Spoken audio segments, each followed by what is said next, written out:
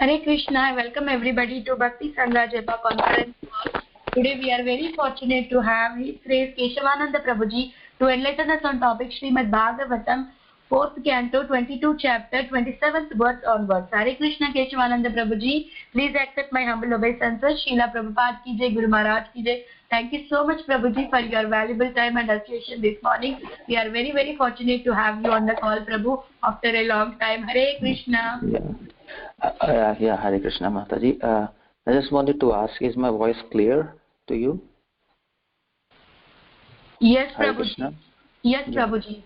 Yeah, fine. Okay.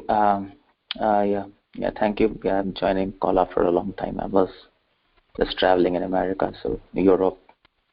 Anyway, it's nice to speak again on this conference. So we are, I think, discussing 4th canto, and this is chapter 22nd and 22nd, text 27, and the name is Prithu Maharaj meets the great sages, the 4 Kumaras basically. Okay, so let's chant this verse and then I'll speak. Om Namo Bhagavate Vasudevaya. Om Namo Bhagavate Vasudevaya.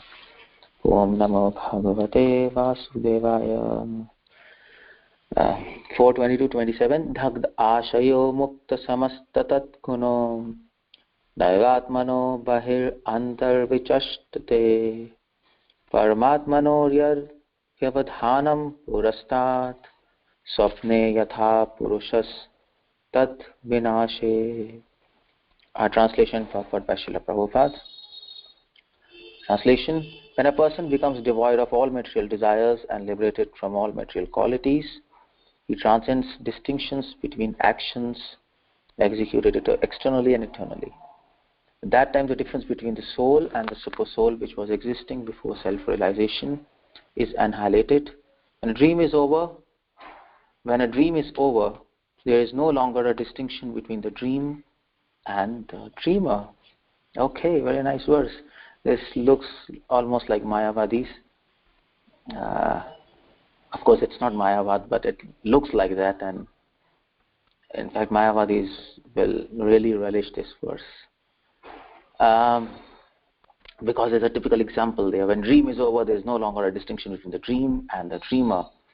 At that time, difference between soul and supersoul is annihilated. All these is indicating to Mayavad. But let's see what is explanation of this verse from the perspective of pure devotion.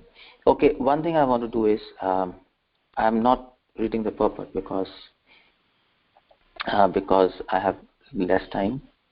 So I'll include the points of the purport in my lectures. And so I'll actually indicate specific points in the purport. So I just want to start now. Om Ajnanathimidandasya Jnananjana Shalakaya Chakshurumritam Yena Tasmai Shri Gurave Namah. Namah Vishnu Padaya Krishna Pristhaya Bhutale Srimate Bhaktivedanta Swami Namine. Namaste Saraswati Deve Gauravani Pracharine Nirvisheshunyavadi Paschandeshtarine. So, here is a verse in discussions between Sanat Kumaras, between 4 Kumaras and Prithu Maharaj. Both of them are pure devotees, and of course, if we would have happened to meet Kumaras, of course we would not have understood any damn thing what they are saying. And even to understand things, what these great people say, even the audience has to be great, like Prithu. Otherwise things can go in a very different tangent. Just like this verse, if we are not really advanced in devotion, it's definite. It is clear conclusion of this verse. If we are not advanced enough in pure devotion, is Mayavad. Because if this verse is translated literally, I mean to say, translation, Prabhupada's translation is literal, of course. The difference is annihilated between soul and supersoul. Distinction between dream and dreamer is over. All distinctions are gone. Everything is one. So if a person doesn't have pure devotion, the obvious conclusion is Mayavad, that we are God. God and soul is one. But of course, that's why you need Prithu as an audience to these great people, and that is why it is said to associate with great people is not easy. That's not always easy. I mean to say, people who were like Prabhupada, disciples of Prabhupada at that time, they, from our perspective now, they had a tough time because they had a tough time. They have a nice time also because they were fully engaged in service, but they had a tough time. They were required to sacrifice everything for Srila Prabhupada. And they did that. And they served him. Prabhupada demanded sacrifice because he was a pure devotee, and his sense of urgency and mission was extreme. And he wanted to establish a movement all around the world, not just in India. And in fact, same with Bhaktisiddhanta. These people are Paramahamsas, and Bhaktisiddhanta's disciples, they were really under pressure with Bhaktisiddhanta because Bhaktisiddhanta was demanding them to preach in every nook and corner of India, and also he sent devotees to Germany, and he not only demanded them preaching, but he also demanded them to be really austere in their conduct. So, and also he demanded that they should be chanting 1 lakh rounds daily if they could. It was not a norm, but he said he would like devotees chanting 1 lakh rounds, and then they have to preach, they have to distribute books and manage, and there was a lot of pressure. And they have to preach uncompromisingly. That was Bhaktisiddhanta, even at the risk of their life.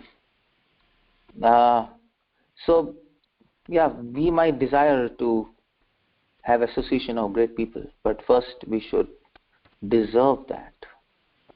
That's what Prabhupada said. First deserve, then desire. Make yourself qualified. Now, how to make ourselves qualified to associate with such kind of devotees like Kumaras, or maybe Paramahamsas? Well, the only way is to understand Bhagavatam, is to understand their teachings. And the more you understand the teachings, not only understand but meditate on those teachings, not only meditate but apply those teachings in your life as much as possible to the best of our abilities, we become qualified to associate personally with these kind of people. Of course, associating with the teachings is associating with them, but there's a little difference also because we might associate with Prabhupada's teachings, but if we would have been there with Prabhupada, that was a different thing. He would have demanded us specific services. And that is why, of course, that is why you need a living guru, because there are teachings, but then there is a guru, there is a vapu, and there is a bani, and you need a living guru because he demands services. There's a teaching part, and then there is a service part. So how to do service, why to do service, what service specific to do, that is told to us by our spiritual master, by a living spiritual master, which is specific to us. So anyway, what is a teaching here of Sanat Kumaras? Now understanding the teachings is sort of associating with them. So what are they saying here, specifically in this verse? Now let's go word by word. Sanat Kumaras are saying, Dhagda Ashayo. They are saying all material desires being burned. Dagda means burned, Ashaya means desires. Ashaya means Asha, from Asha comes Ashaya. Ashaya means, basically in Sanskrit, Ashaya means what is your intention. Asha means desire, and Ashaya means what is the aim and object of your desire. Why do you have that kind of desire? So Dagda Ashaya. And now Sanat Kumara is saying, well, the whole aim of life is to burn all your desires.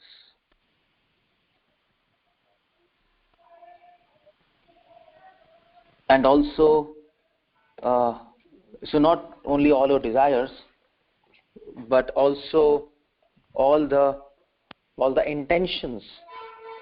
So the aim, the desires have particular materialistic and fruitive aims.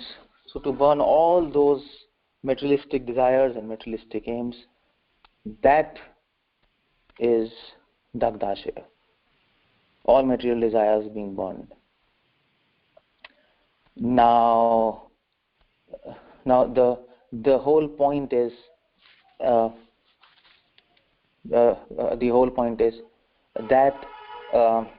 is the aim of life. That is why the word uses mukta. Mukta means liberated.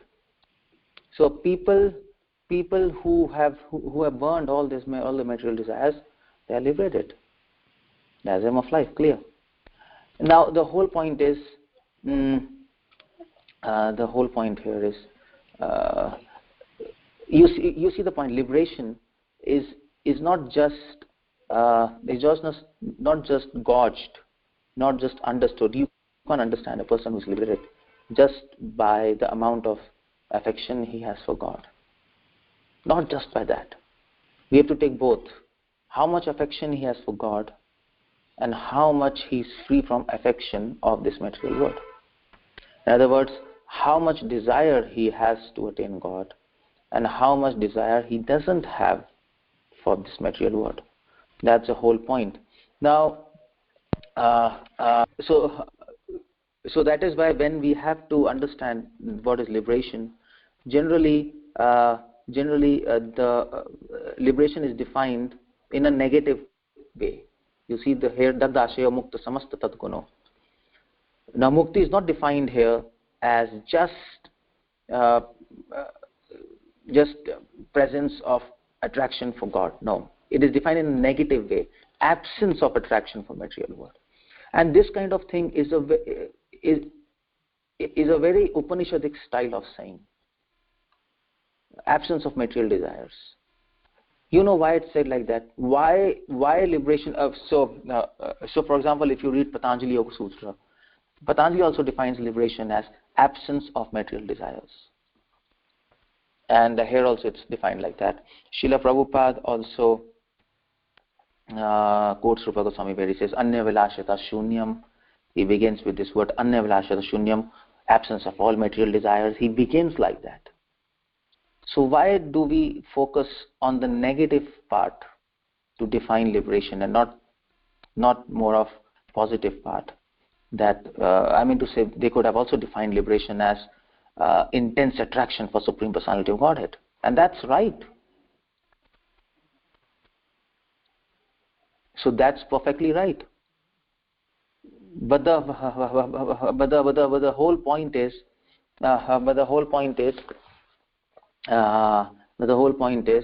that can be confusing.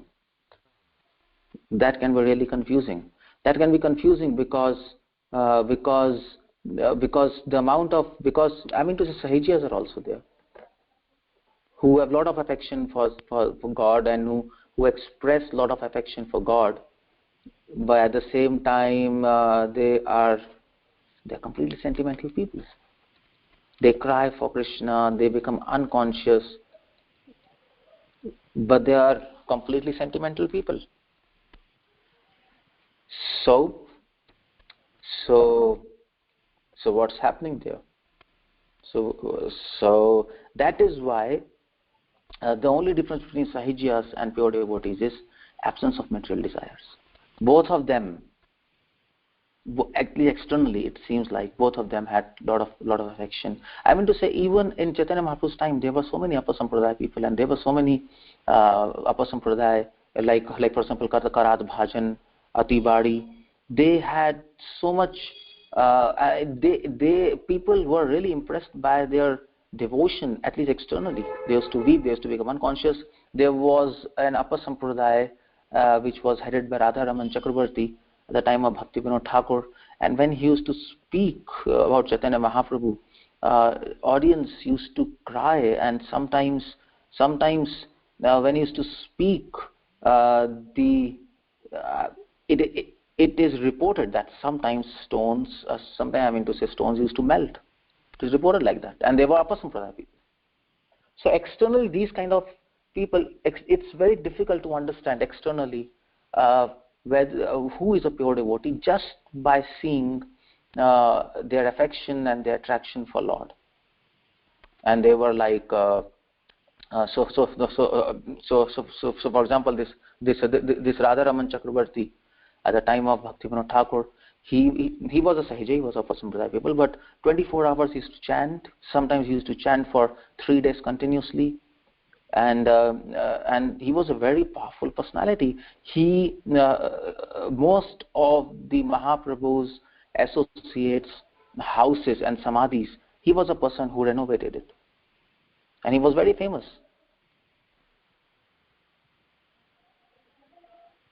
So then how do we differentiate between a pure devotee and these kind of sentimental sahijas? How do you do that?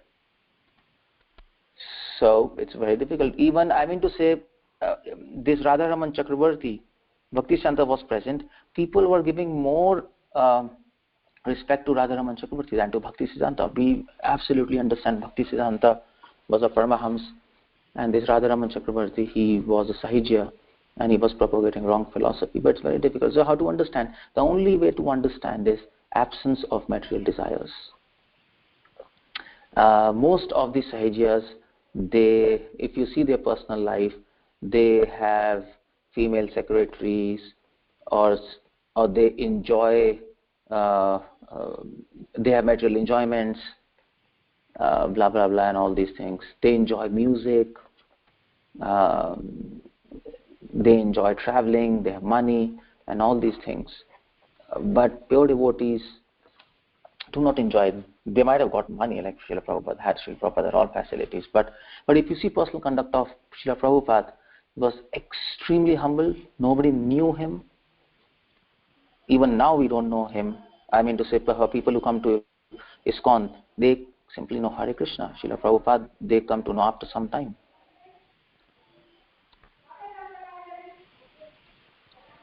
So that's how it goes.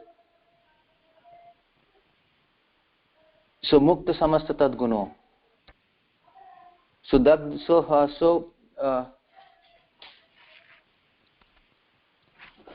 that's how it happens. So that's why these liberation is defined in negative term, absence of material desire, and it's not for them, it's for us also.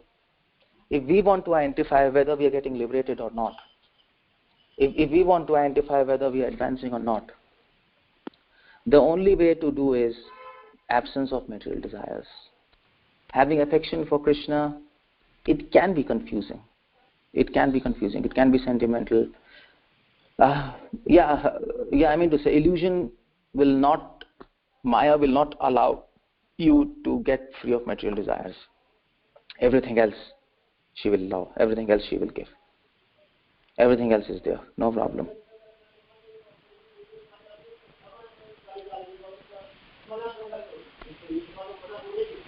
So that's called Dagdashayo. So Dagdashayo means absence of material desires. Now it says Mukta Samasta Tadguno. So Mukta means liberated, and Samast means all, and Tadguna means qualities in connection with matter. So Samast means all, Mukta means liberated. So that's the whole point. So, and that's why Krishna says in Bhagavad Gita and starting of Bhagavad Gita, Kamesha Krodesha Rajoguna Samadvava Mahashano Mahapapma Vidyanamaya Virinam. Krishna says in the beginning, try to control lust and anger and greed, and this is a theme coming again and again in Bhagavad Gita, and that's the thermometer by which we can understand whether we're advancing in Krishna consciousness or not. And that is where Rupa Goswami, he says, Anya Avilashta Shunyam. He begins he begins the definition of devotion with Anya Abhilashata Shunyam. In fact, Srila Prabhupada writes, the definition of devotion is Anukulena Krishna Anukshilanam. A definition of devotion is to serve Krishna. But then Srila Prabhupada writes, as you serve Krishna, some symptoms will appear in your life. And the first symptom is Anya Abhilashata Shunyam. And the same thing is there. So, Dagdashyo Mukta Samasta Guno Neva Atmano Bahirantar Vichashtate. So, and then Kumaras are making a point. Now, when all these material desires are over, when all these material desires are finished, Nayeva Atmano Bahirantar Vichashtate. What happens is, externally and internally, Bahir Antar Vichashtate. Vichashtate means acting. He transcends distinctions between actions executed internally and externally. Bahir means externally, Antar means internally. Na means not, and Atmana means soul. I mean to say here it means soul. The soul transcends the soul transcends the difference between actions executed externally, internally. Now, you see the point here in this word. In this verse, Kumaras are again and again referring to the annihilation, the abolishment of distinctions in external and internal, soul and supersoul, dream and dreamer. He is saying everything becomes one.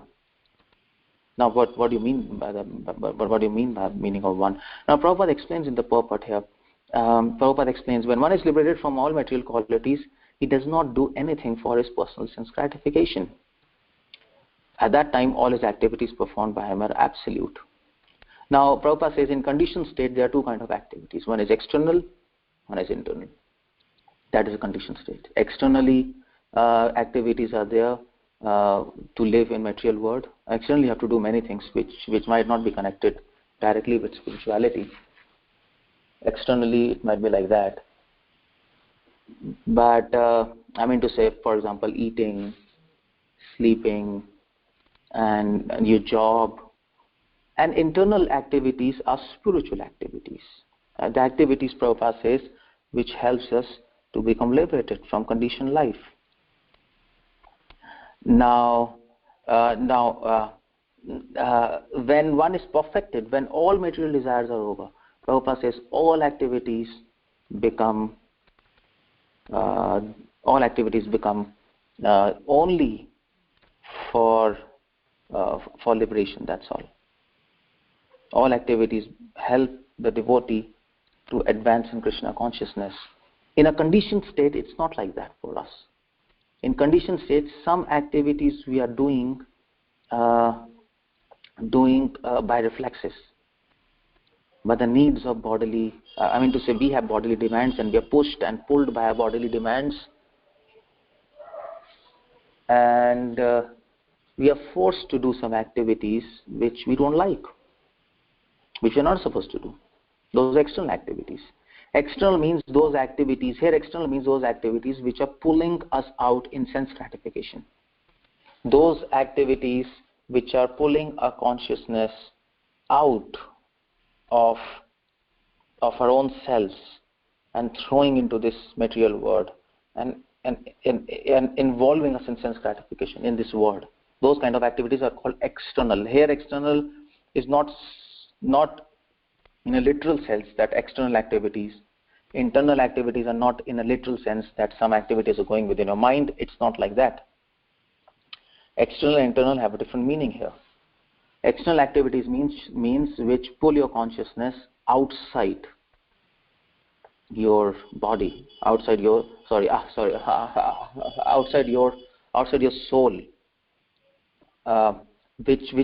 which actually pulls your consciousness in this material world.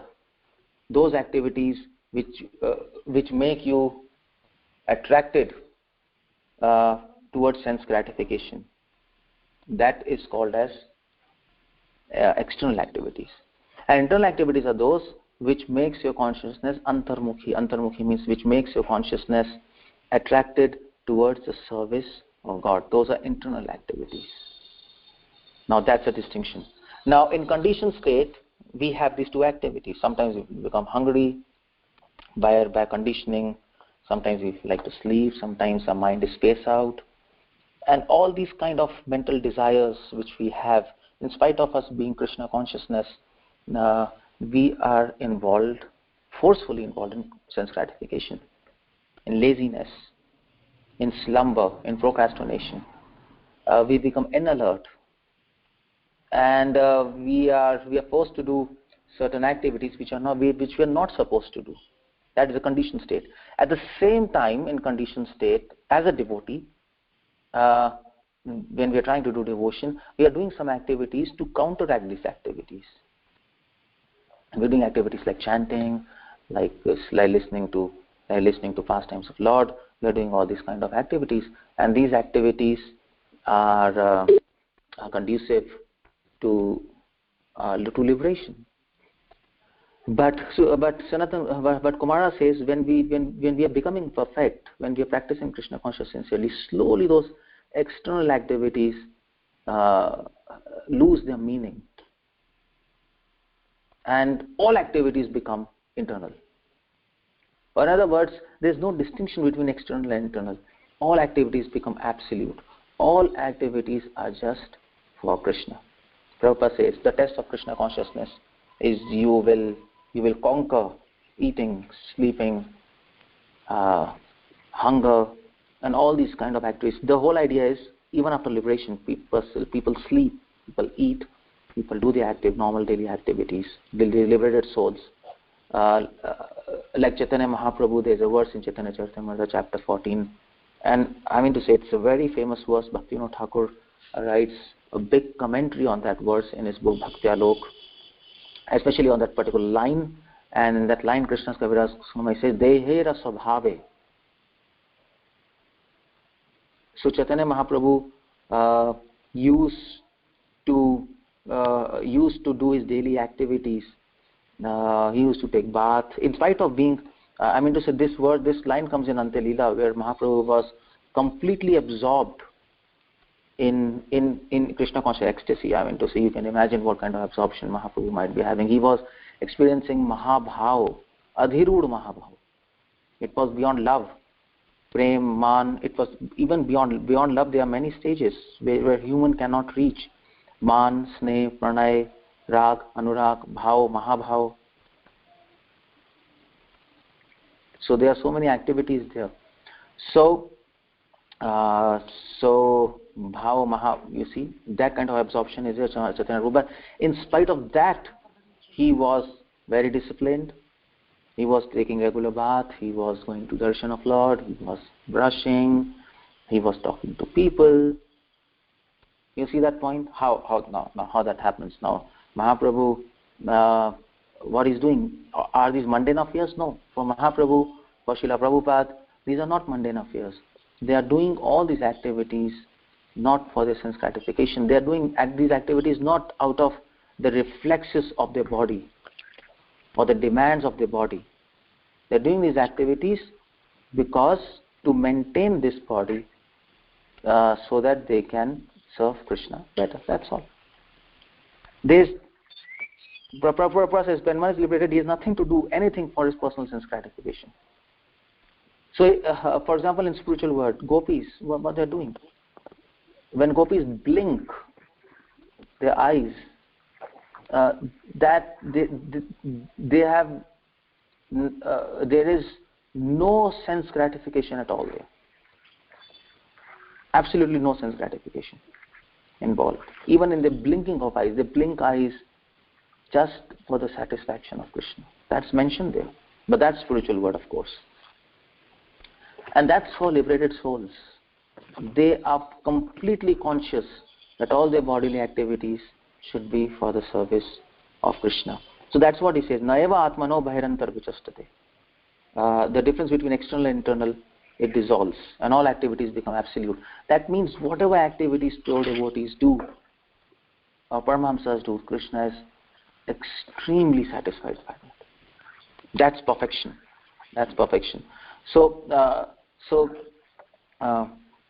that's the second step. You see in this verse there are steps shown what happens when you're becoming liberated? That's the whole idea. Or how do I know that I'm becoming liberated?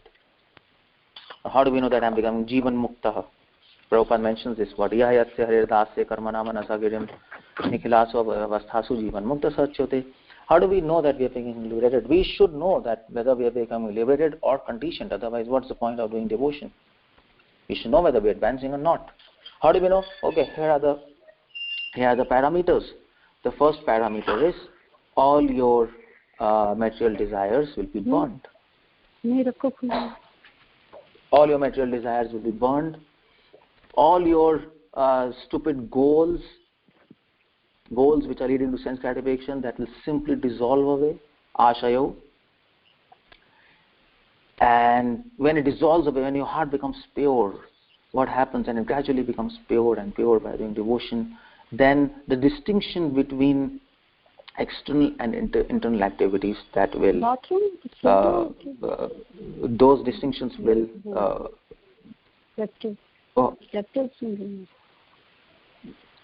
so Hare Krishna, somebody speaker is on, can you please mute off? So those distinctions, now this external and internal activities, those distinctions will melt away simply. Slowly, when your heart is becoming pure, the whole point is all your activities then will be for satisfaction of Krishna. That means you are becoming liberated. So you become very conscious. The whole point is, after some time, when your heart is becoming pure, as your heart is becoming pure and free of material desires, what will happen in your life is you become very conscious of small activities, what is happening in your life. You become very conscious why you are sleeping, why you are eating, why you are doing what you are doing in normal life. You will start questioning all your activities and start to really pinpoint whether these activities are for me or for satisfaction of Krishna. That's going to happen. That is Krishna consciousness. And as you're becoming more alert, so that's called as you become more alert. Vyavasayatmika buddhi, your intelligence become fixed. And as you're becoming more alert and your external and internal activities, distinctions are getting dissolved and melting away. What happens? What will happen is Paramatmane Oryat Vyavadhanam Purastat. The distinction between soul and super soul is annihilated. Finish. Now this is over. Distinction between soul and super soul is annihilated. Now this is a typical Mayavad statement. But it's not Mayavad, because Prabhupada explains there what's the meaning of this. Prabhupada explains that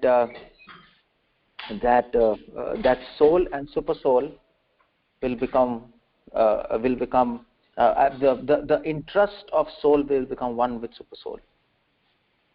That is called stage of oneness, merging into existence of Supreme Personality of Godhead. There are many statements like this in Srimad Bhagavatam. Srimad Bhagavatam sometimes says, so that verse is here in first canto. Drishtvaya Atman Aishware. Bhagavatam says, one sees self as master. Very famous and very interesting verse for Mayavadis. So, distinction soul and super soul is annihilated. This doesn't mean soul and super soul become one. This means their interests become one. That means what will happen is, as you are becoming liberated, as you are becoming more Krishna conscious or conscious about your small daily activities, whether this is for personal sense gratification or Krishna, what is happening is slowly the next level is you will start realizing, well, everything should be according to the desire of Supreme Soul. So Mataji, can you please ask? So somebody's speaker is on. Can you please check? It's not muted. Somebody has to mute their phone. It's very disturbing. Sure, Prabhu, I'll mute. Yeah. So yes. Hare Krishna. So that's the whole point there. So you see the steps when you're getting liberated. This is very important because we're chanting Hare Krishna, and we should know whether we are going towards liberation or not. The first thing what will happen is your material desires will go down. Your heart becomes pure. The second thing is you become very conscious of your activities as your heart is becoming pure. I mean to say, how do you know your heart is becoming pure? our material desires are going down. So one way is, of course, you will stop involving yourself in gross sense gratification. But beyond involving into gross sense gratification, when it comes to very subtle levels, it's very difficult to know whether you're getting free of material desires or not. So how do you know your heart is becoming pure at subtle level? The next thing is distinction between external and internal activities will dissolve away. That means you'll become very conscious of all your activities, daily activities, small activities, whether you're doing for Krishna or your personal sense gratification. And the more you try to satisfy Krishna, and you do activities for Krishna's sense gratification, that's the whole point there. The more you do this, the more what will happen is next is the more you will want to fulfill his desires, because you become attached to him. Just like a mother, she fulfills all the desires of a child, keeps on doing that. Parents keeps on doing that. They become attached to the child. So the more you fulfill the desires of Krishna, and you act for his sense gratification, the more you become attached to him. If you act for your sense gratification, you become attached to yourself. If you act for his sense gratification, you're attached to him. The more you become attached to him, the more you want to fulfill his desires. And the more you want to fulfill his desires, one day will come when you will only want to fulfill desires of God, and you will forego all your personal desires. That means you become one with God. In desires, in personal interests, in will. You become one with God in absolute will. That's called absolute will. At that time, your personal desires have no value, have no worth. Your personal desires will become very insignificant, very superficial. In fact, at that time, your personal desires, you will see your own personal desires as harmful for this material, for the benefit of this material world. You will start hating your personal desires at that time, and you will relish the desires of God. And at that time, you will only want to fulfill desires of Krishna. You will take a vow, I will fulfill the desires of Krishna, that's all. I'm not interested in my personal desires, because now I understand my personal desires does not benefit anyone, even not myself. And that is the last step of liberation. At that time, you become one with God. You are in Krishna's heart, Krishna is in your heart. Whatever you do, that is Krishna's doing. That is Srila Prabhupada. And that is the final stage of liberation, oneness with Supreme Lord, in will and in desire. But this stage comes when you pass two steps before. You also have 2 steps before. The first step, when you're getting liberated, the first symptom of liberation is you become free of all material desires. The next symptom is all your external, internal activities become one, and the third symptom is you become one with desires of God. Now you see this verse, you see this carefully. It's exactly the same verse which Rupa Goswami has composed. Anyavalashta shunyam jnana karma adhyanavritam anukulyana krishnanushilam iti bhaktiruttama. Even in the definition of Rupa Goswami, there are 3 statements, you see there. And here are 3 steps of liberation, 3 symptoms of liberation. So Rupa Goswami has composed that verse, and Prabhupada quotes that verse right in the beginning of the purport. Now that verse is exactly according to Srimad Bhagavatam. Anya vilasta shunyam means absence of material desires. Jnana karmadhyanavritam means all those activities are devoid of speculative knowledge and all kind of fruitive activities. So in other words, all the activities are devoid of personal sense gratification, and all those activities are only for Krishna's sense gratification. And the third step is anukulyana krishnanushilanam. That means the devotee then serves Krishna favorably. That means he's simply interested in fulfilling the desires of Krishna and nothing else. So you see, this verse exactly matches the verse by Srila Rupa Goswami. So Srila Rupa Goswami has composed an act of devotion exactly on the spirit of Srimad Bhagavatam, not just the spirit, but literally according to Srimad Bhagavatam. So either you quote this verse or you quote the verse of Anavlasha Shunyam or Rupa Goswami, which Rupa Goswami mentions here. It's exactly the same. Paramatmano yad vedhana purastat. And of course, Kumaras give this example, Swapne yatha purushas tad vinashe. Very famous example for Mayavadis. And Mayavadi says, well, just as when the dream is over, there is no longer a distinction between the dream and the dreamer. So, this is typical example of Mayavadis, that's all. When the dream is over, there's no dream, there's no dreamer, and there is no material world, there's nothing. That's Mayavad. Everything is one. But Kumaras give this example in the spirit of devotion. They say, just as a dream is over, in dream you're dreaming, and you are observing your dream. When your dream is over, and you know that your dream is finished, and there is no dream, and you are a person, you are a different person. Everything is over. You are in reality now. So similarly, when you are liberated, you find that whatever you were doing previous to liberation, whatever activities you were doing, those were like dream. Dream means they had no substance. Just like in dream, if you become rich, what is the value? Or if you dream and you become billionaire, what's the value of that? Or if in your dream, if you drink a lot of milk and eat a lot of sweets, you don't become fat. It's of no value. So similarly, when after liberation, you understand whatever you were doing before you were liberated, it might have seemed very valuable to you, so much important, but after liberation you understand, oh my God, it was just a dream. Those activities were absolutely useless, had no meaning at all, simply a waste of time. And that's why you see all these liberated souls, Narottam Das Thakur, Bhaktivinoda Thakur, and they're writing songs, they are saying, I simply wasted my life, isn't it? Song after song after song in Sharanagati, Bhaktivinoda Thakur says, Vardhakya khona, now I become old and I wasted my life. Krishna, please accept me now. Because they're fully convinced. Now, I mean to say, when we are doing, even now in Krishna Consciousness, at least we have some kind of idea like that, isn't it?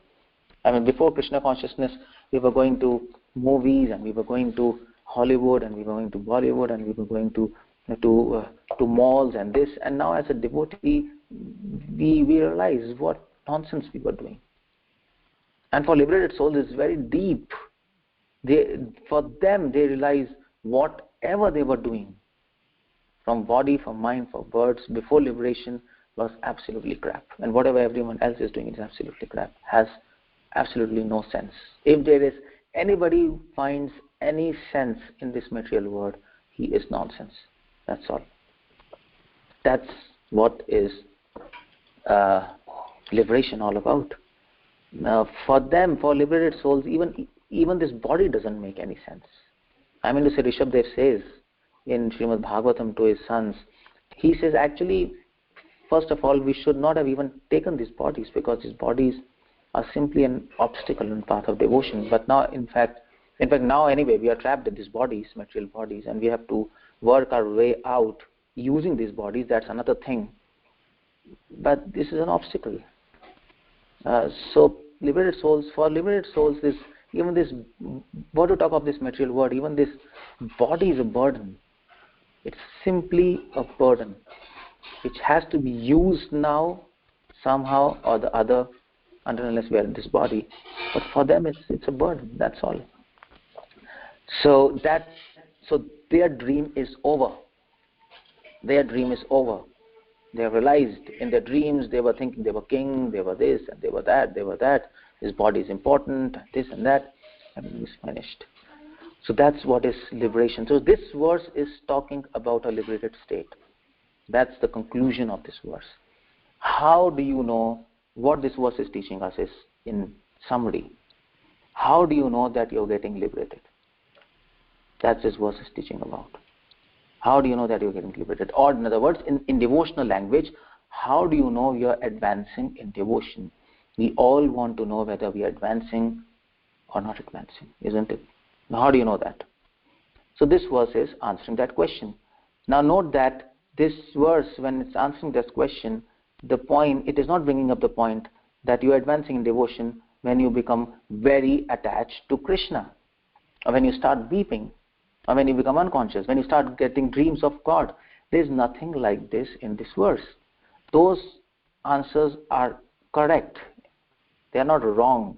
But you can't test your advancement of devotion, or you can't test your liberated platform by those symptoms. It's not possible, because those symptoms can be confusing.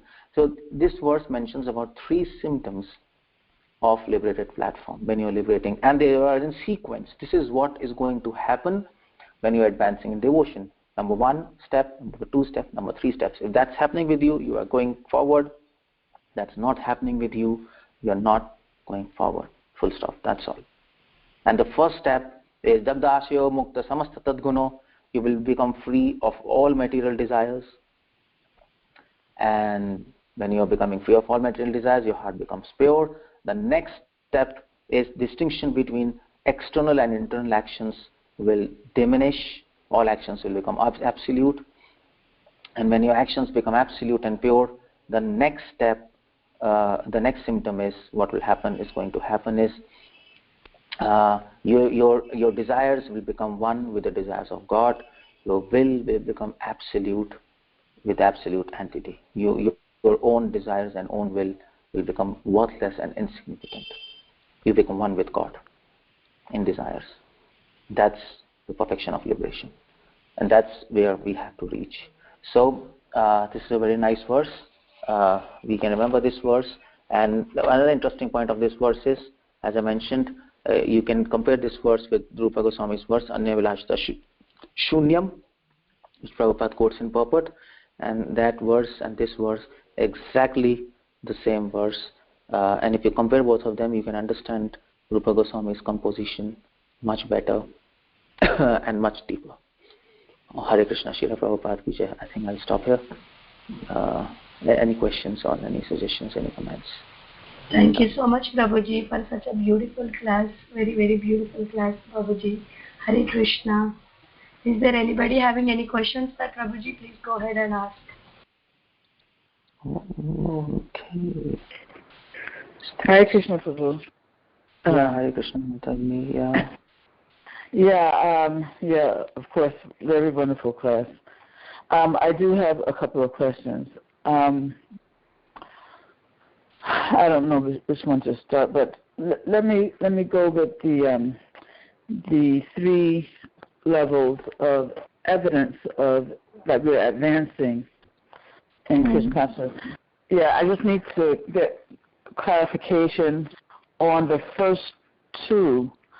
The first one being that our gross material desires and goals, or our desires for gross material sense gratification decrease.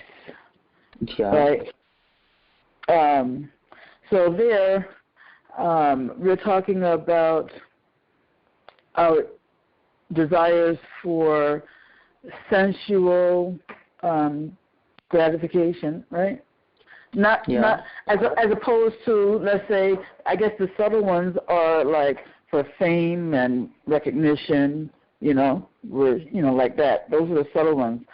But in the first stage of advancement, we're not talking about those subtle desires. We're talking about the gross. No. Actually, in the first, it says Mukta Samasta Tadguna, all material desires. Samasta means all.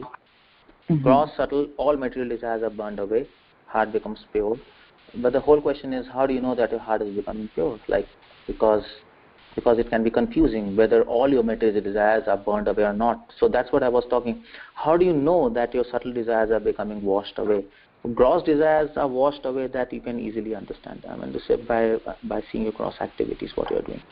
But subtle desires being washed away, it's difficult to distinguish, because we can also do sense gratification within Krishna consciousness. It's pretty confusing. Yes. So how do you know that? So for that, the next evidence or symptom is there. You can understand when you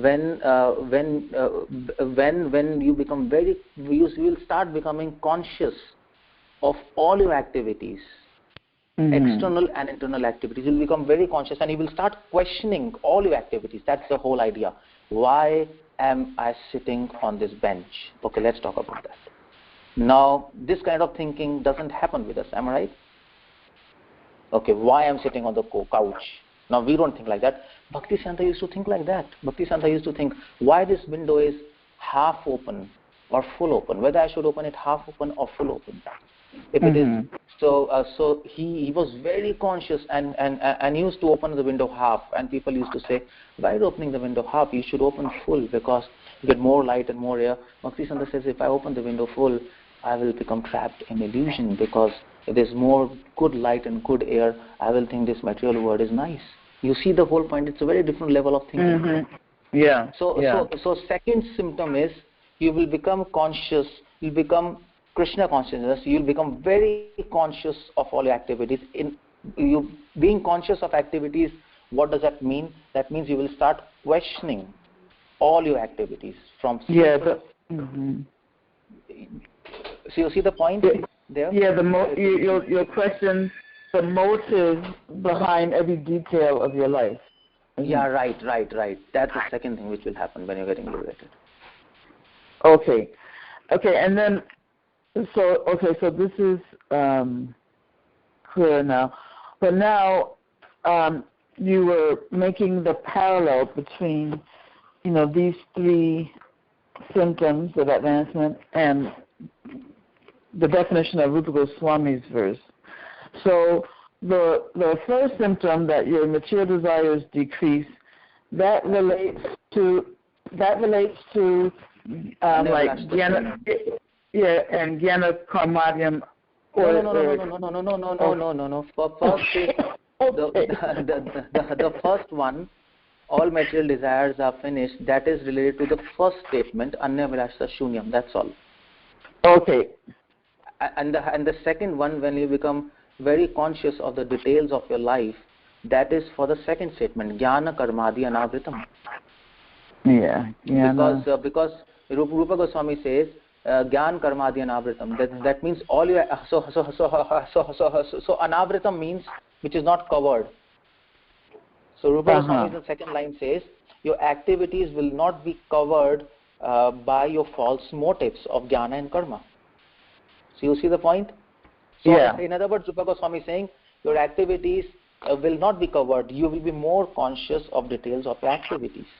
It is no longer covered, and you can see all your activities clearly, with what motive you are doing. And that's the second statement with this. And the third is Anukulena Krishnanu. That's the third statement. That we have Dhanam Purastat.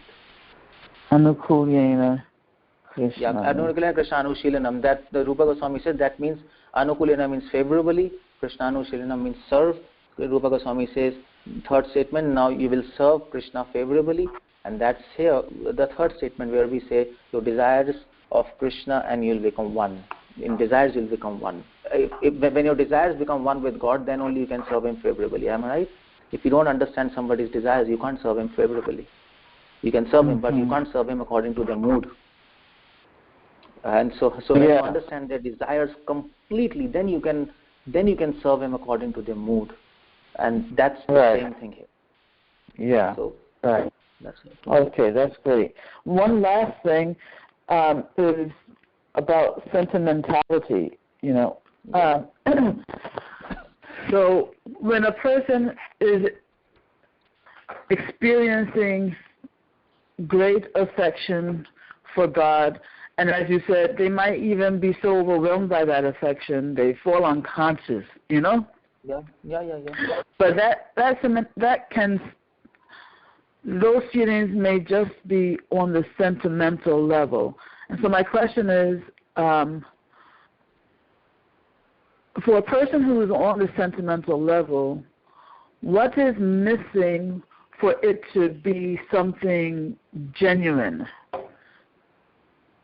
Because, they're feeling like it's something very genuine. Otherwise, they wouldn't, go unconscious. They're really feeling something.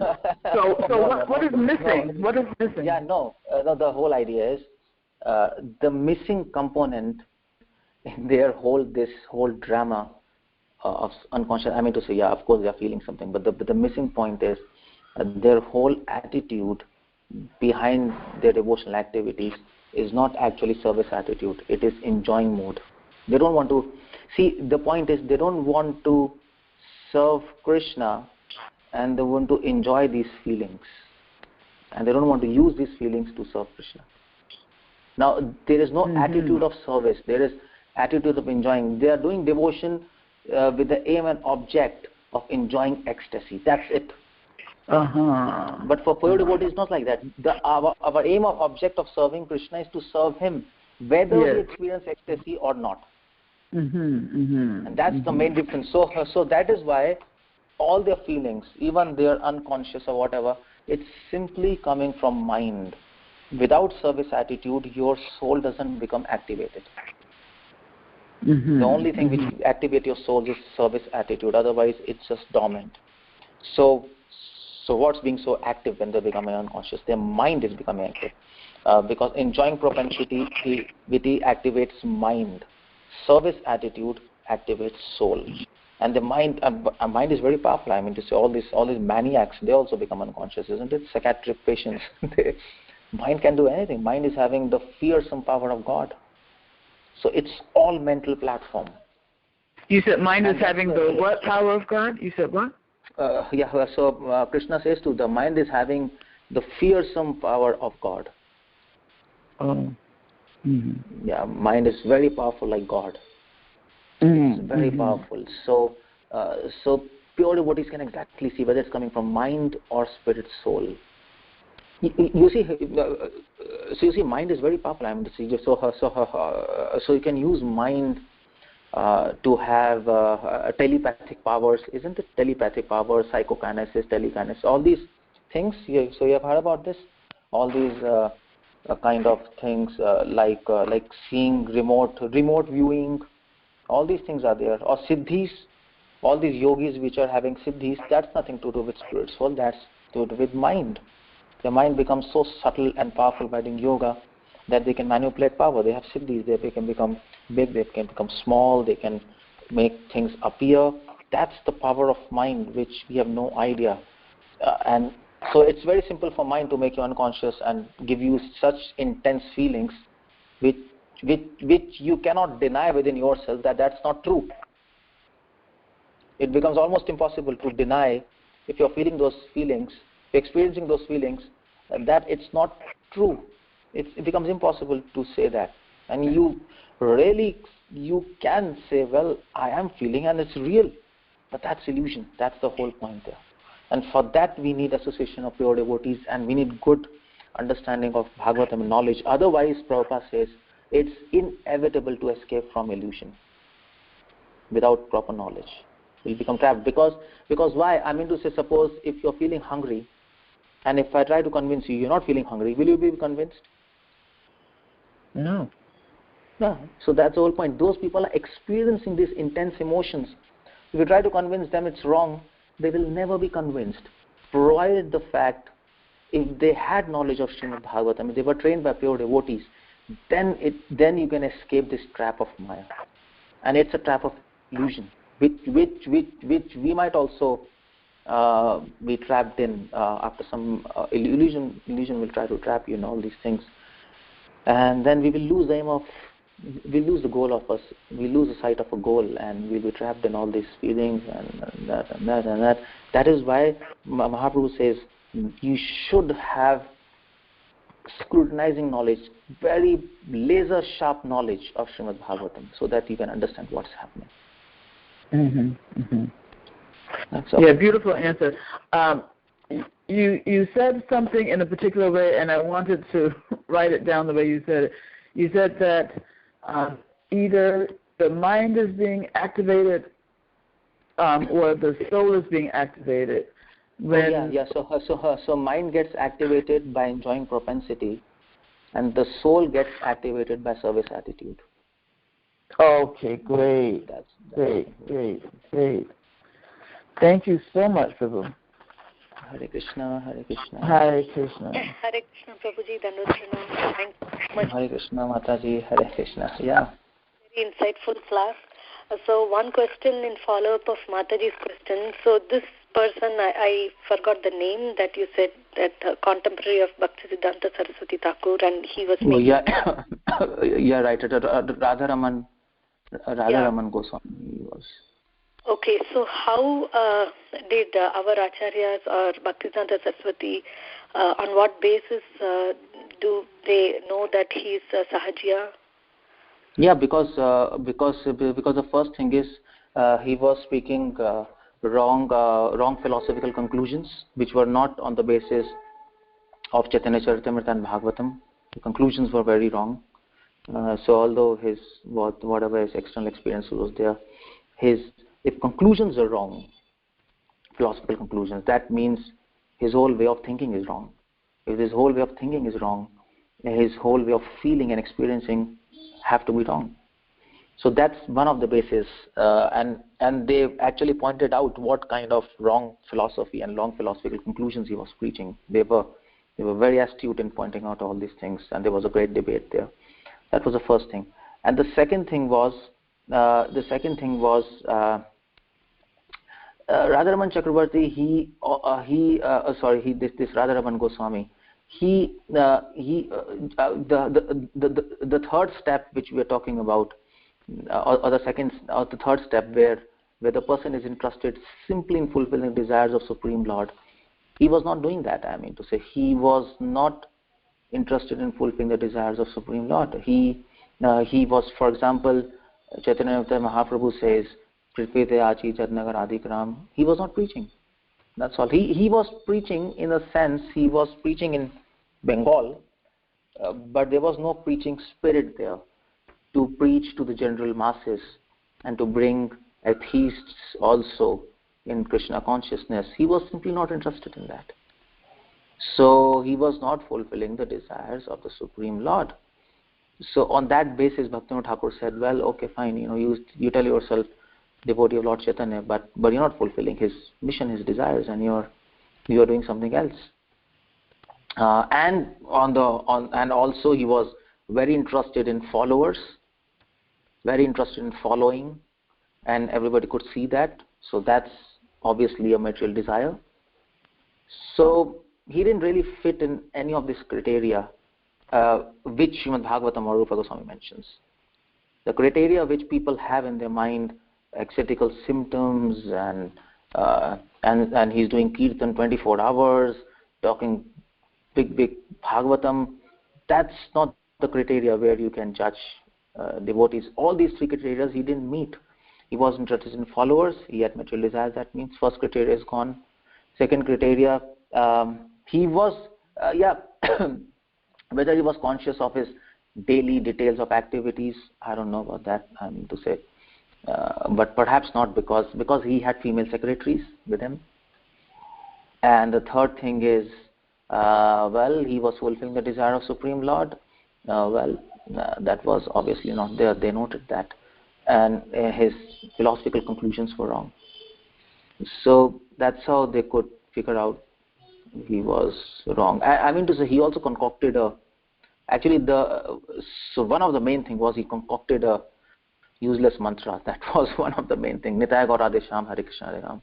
That was concocted by him. And they said, come on, this is not, there's nowhere. I mean, you just simply, and he said, Mahaprabhu came in my dream, and he said, you should chant this mantra. But later in his life, he actually repented, and when he was about to die, he told Bhaktivinoda Thakur, I did a very wrong thing. It was simply a dream, and what kind of nonsense I did.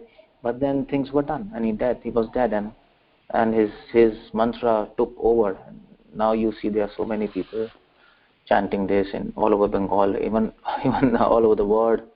There are these Upper Sampradaya people like that. So that's why this verse is also important to understand, to distinguish between what is true pure devotee, what is a false devotee. It's even among us, even within ourselves, what's happening. It's very important to understand, and then fine tune it and correct it and go forward. Okay, that's it.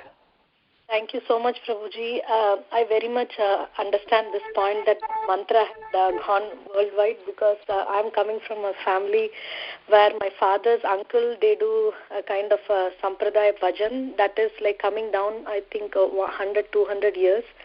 They take, like they sing Marathi, Abhang and others, and finally there, this mantra also comes. So before even coming really? to yeah, they sing only this, that Nitai Gaur Radheshyam, Hare Krishna, Hare Ram. See, see, actually it was a disaster, what he did, to say foolishly, and yeah, you're right, and so in fact these Radharaman Goswamis, they say, so when you ask them, do you chant Hare Krishna or not, they say, no, well, Hare Krishna we chant in a mind, Nitai Gaur Radheshyam we say speak externally. That's their whole philosophy. So yeah, you can understand much better what I'm saying from all others who are hearing on this conference call. Yeah, after so many years, I understood about that mantra today, Prabhuji. Thank you so much for explaining. Okay, Jai Hare Krishna. You know what? I just need to stop here because I have another lecture and I have to go. So I think. Thank you so much, Prabhuji, for the beautiful class and very nice question-answer session. If there are no more questions for Prabhuji, we can end the call here by offering obeisances to Prabhuji and all the Vaishnavas. Vancha kalpatarubhyasya cha kripa sindhubhya eva cha patitanam pavanebhyo Vaishnavebhyo namo namaha. Ananta koti Vaishnav Vrinda ki jai. Namacharya Srila Haridas Thakur ki jai. Srila Prabhupada ki jai. His Grace Keshav Anand Prabhuji ki jai. Thank you so much, Prabhuji. Hare Krishna.